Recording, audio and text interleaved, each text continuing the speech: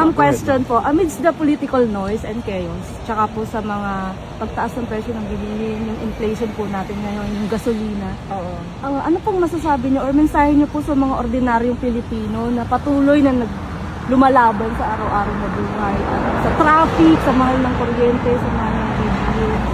And second question po, ma'am, as a leader, do you think there's still hope for the Philippines? Because can we go back or can we from being an ayuda nations, because sa lahat po ng problema ngayon at sa lahat ng crisis na meron tayo, parang ang solusyon lagi ng gobyerno is ayuda. Oo. Unang-una, kung tama ba na inuuna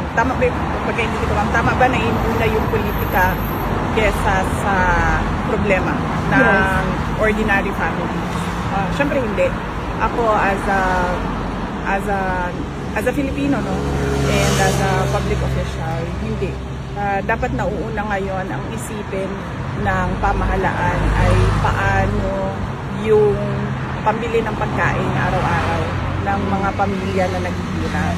Sabi ko nga nung usapan natin nung isang araw, sabi ko kahit hindi na lahat, no, kahit hindi na yung middle class, pero isipin nila yung mga kumbaga, ano bang term, one day, one eat na mga families, no?